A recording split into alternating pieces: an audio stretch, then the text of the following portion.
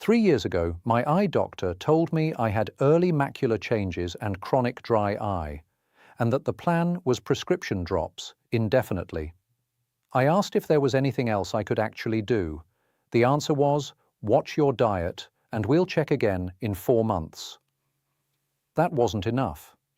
So I spent the next 12 months in the actual research, peer-reviewed studies on what lifestyle factors genuinely influence eye health after 60. What a person can change. What has real evidence behind it? What I found was 5 specific habits, and my follow-up exam a year later looked measurably different from the one that started all of this. I'm going to walk through all 5, explain the research behind each one, because I want you to understand the why, not just take my word for it, and give you something concrete to do. Here's what we're covering. First, the way most people over 60 are eating that's quietly accelerating macular damage, and the swap that takes about 2 minutes. Second, a daily movement habit that reduces glaucoma risk by up to 73%, that most people never connect to their eyes at all. Third, something about how you sleep that's been raising the pressure inside your eyes every night, and the simple fix.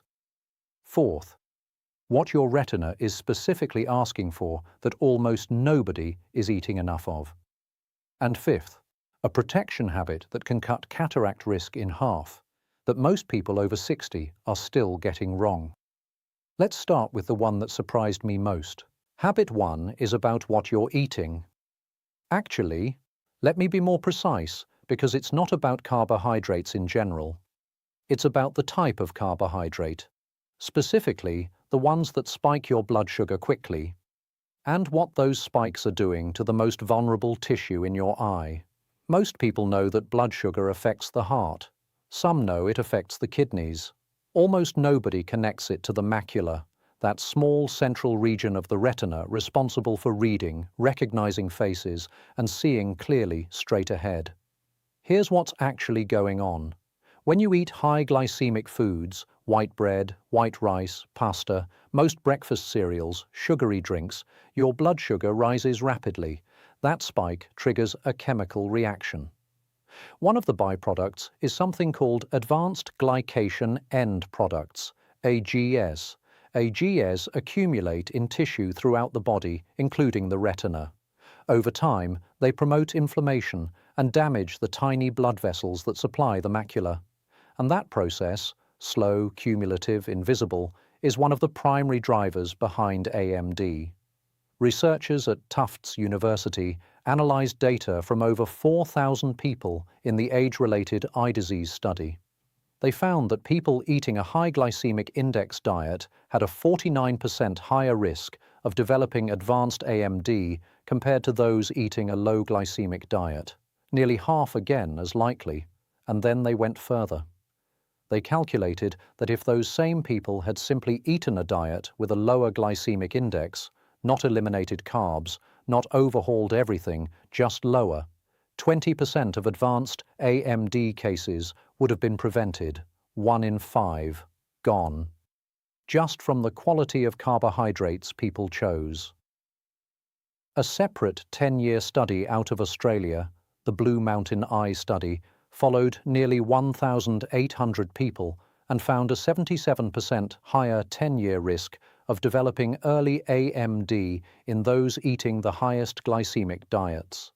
And on the other side of that, low glycemic foods like oatmeal were associated with meaningfully lower risk.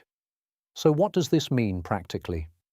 Not giving up carbohydrates, just swapping the ones that spike your blood sugar for the ones that don't. White bread for whole grain. White rice for brown rice or legumes. Sweetened cereal for oats. Not a dietary overhaul. Specific swaps. And the research suggests they're doing something the drops and the monitoring appointments aren't touching. This was the first thing I changed, and it was the easiest, not because the food tasted dramatically different, but because once I understood what was happening in my retinal tissue every time I ate a high GI meal, the swap became obvious.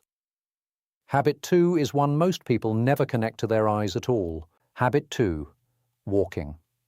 And I know you've heard exercise is good for you 1,000 times. What you probably haven't heard is the specific number that made me put on my shoes the same morning I read it. A research team from UCLA analyzed data from a large national health survey, tracking tens of thousands of people over time. They found that the most physically active participants had a 73% lower incidence of glaucoma compared to the least active. 73%. And it wasn't about running marathons or hitting a gym. They also found that for every additional 10 minutes of moderate to vigorous activity per week, glaucoma risk dropped by 25%. 10 minutes, not an hour.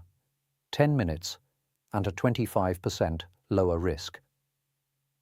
Glaucoma is driven largely by elevated pressure inside the eye, intraocular pressure. Aerobic exercise measurably reduces that pressure, not just during the workout, but at baseline over time with regular activity. That's because the eye isn't separate from the cardiovascular system.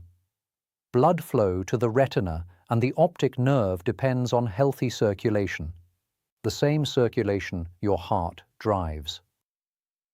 A separate meta-analysis pulled together 9 studies and more than 66,000 people and found that physically active individuals had 41% lower odds of late-stage AMD compared to those who were largely sedentary. 2 of the most common causes of vision loss after 60, both significantly influenced by the same daily habit. What changed for me was how I framed it. I stopped thinking of walking as something I was doing for my waistline and started thinking of it as a pressure management tool, something I was doing specifically for the tissue at the back of my eye. That sounds like a small shift, but it changed how consistent I was about actually going. Now this next one is the habit nobody talks about, and it sounds so simple that I almost dismissed it. Habit 3, how you sleep. Specifically, your position, and the angle of your head. Here's the thing most people don't realize. When you lie flat, which is how most people sleep, the pressure inside your eyes rises measurably compared to when you're upright. It's a basic hydraulic reality. When you're horizontal, the fluid drainage from the eye slows, and pressure builds. Over 8 hours, that elevated pressure is sustained. And in someone with early glaucoma, elevated intraocular pressure, or even just aging eyes under ongoing stress, that nightly elevation is not a trivial thing. Night after night, year after year. Researchers at the University of Toronto studied glaucoma patients in 2 conditions: lying flat and with the head and upper body elevated at a 30-degree angle. Sleeping head up reduced nocturnal intraocular pressure by 10 to 15% compared to lying flat. Achieved with a wedge pillow or a few extra pillows under the upper body, not sitting upright, just angled. A 10 to 15% reduction in the pressure that's damaging the optic nerve every night, for free. And research out of South Korea tightened this further. People with glaucoma that was worsening in only one eye were significantly more likely to have been sleeping with that exact eye facing downward into the pillow. The compression from sleeping directly on an eye raises the pressure in that eye specifically, and the data showed it accelerating damage to that side. So what does this look like in practice? A wedge pillow, or 2 to 3 stacked pillows under the upper back and head. That's the whole adjustment. You don't need to sleep sitting up, just angled enough to keep the head above the heart. This was the one that stopped me completely when I found it. I'd slept flat every night of my life without a second thought, and it took about 30 seconds to change. Habit 4 gets into the specific nutrition your retina is asking for and why most people aren't getting nearly enough of it. Your macula does something unusual. Of all the nutrients circulating in your bloodstream, it actively and selectively concentrates 2 of them, lutein and zeaxanthin. It pulls them in from the blood and holds onto them in higher concentrations than anywhere else in the body. No other tissue does this. The reason is protection. Lutein and zeaxanthin sit in the macular tissue and absorb up to 90% of the high-energy blue light wavelengths before they can reach and damage the photoreceptors underneath. They are the macula's built-in filter, and the only way to maintain that filter is through what you eat. Your body cannot produce these compounds on its own. As we get older, the concentration of these pigments in the macula declines, the filter thins, the photoreceptors underneath become progressively more exposed to decades of accumulated light damage. Research from the National Eye Institute following over 4,000 people found that those with the lowest dietary intake of lutein and zeaxanthin had a 26% reduced risk of progressing to advanced AMD when they increased their intake. And in a long-term Harvard cohort study tracking participants for nearly 2 decades, high levels of lutein and zeaxanthin were associated with a 40% lower risk of advanced AMD progression. 40%. That's not a marginal finding. That's nearly cutting the risk in half from food. This is where things start to click with the practical side. Because most people, when they think lutein, think leafy greens and leave it there. And leafy greens are excellent. A cup of cooked spinach contains more lutein and zeaxanthin than most commercial supplements. Cooked is meaningfully better than raw because heat breaks down the cell walls and makes these fat-soluble pigments more accessible. But the unexpected source is eggs. A single egg yolk contains less total lutein than a large serving of spinach. But the lutein from egg yolks is absorbed at a significantly higher rate than from plant sources alone. The reason is straightforward. Lutein is fat-soluble. It needs dietary fat to be absorbed efficiently. In an egg yolk, it's naturally packaged with fat, so the body takes it up more readily than it does from a leafy green eaten without fat alongside it. This is why the combination works better than either alone. Eggs with spinach. The fat from the yolk drives up absorption of the lutein from both. The practical version of this isn't a complicated recipe. It's 2 or 3 eggs alongside some greens a few mornings a week. That's what I started doing. Not every day, not a strict schedule, just making sure that combination showed up somewhere in my week consistently. And for those days it didn't. A handful of spinach in whatever was already being made, a soup, a smoothie, the back of an omelette. The habit isn't elaborate. What changes is that you're now eating it on purpose, understanding what it's doing, rather than by accident or not at all. Habit 5 is the last one, and it's the protection habit almost everyone over 60 is still getting wrong. Sunglasses, specifically UV-blocking sunglasses worn consistently in all lighting conditions, not just at the beach, not just in July. Most people know, in a vague way, that sun exposure isn't ideal for the eyes, but almost nobody treats it with the consistency they'd give sunscreen on their skin, and the result is decades of cumulative UV exposure quietly accumulating in the lens of the eye, the precise mechanism that leads to cataracts. UV light passes through the cornea and into the lens, triggering oxidative reactions that damage the proteins inside. Over time, those damaged proteins begin to clump. The lens becomes progressively less transparent. That is a cataract forming, not in a single moment, but over years of small, invisible insults. Cataracts are the leading cause of vision impairment worldwide. More than AMD, more than glaucoma. And unlike AMD, they're correctable, but the damage that creates them accumulates silently across decades. A study in Taiwan followed 816 people with an average age of 63, the same demographic we're talking about. Those who wore sunglasses regularly had a 57% lower risk of cataract compared to those who rarely did.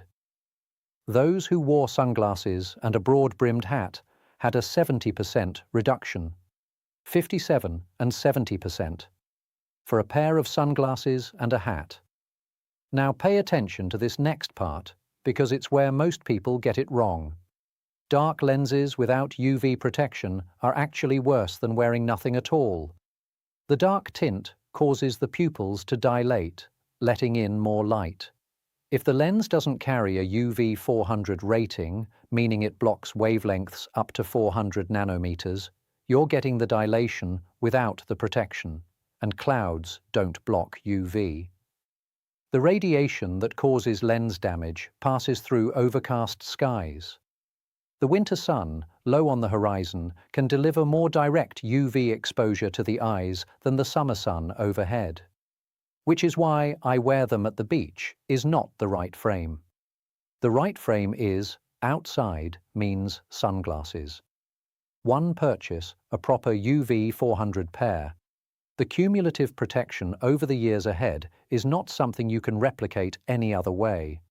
5 years from now, 10 years, the difference between someone who did these 5 things and someone who didn't isn't dramatic in any single month.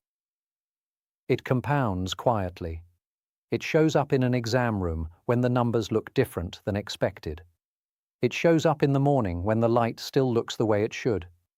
It shows up in a garden, in the color of things, in the expression on someone's face across a room before they've said a word. The small moments that make up what a day actually feels like. Vision is what makes those available to you in full.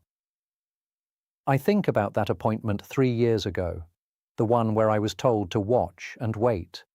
And I think about the fact that the follow-up looked measurably different, not because of surgery, not because of expensive interventions, but because of 5 things I changed about how I was living. I'm not saying you can reverse what's already been lost. That's not the claim. What I'm saying is that the window for protecting what you have right now is open, and it stays open longer than most people are told. The glycemic swaps, the daily walk, the angle of your head when you sleep, the eggs and the spinach, the UV 400 sunglasses every time you go outside. 5 things. None of them dramatic. All of them doing quiet, cumulative work that compounds in your favor across the years ahead. If this was useful, subscribe. I'll keep making videos like this one. Take care of your eyes. They're showing you everything.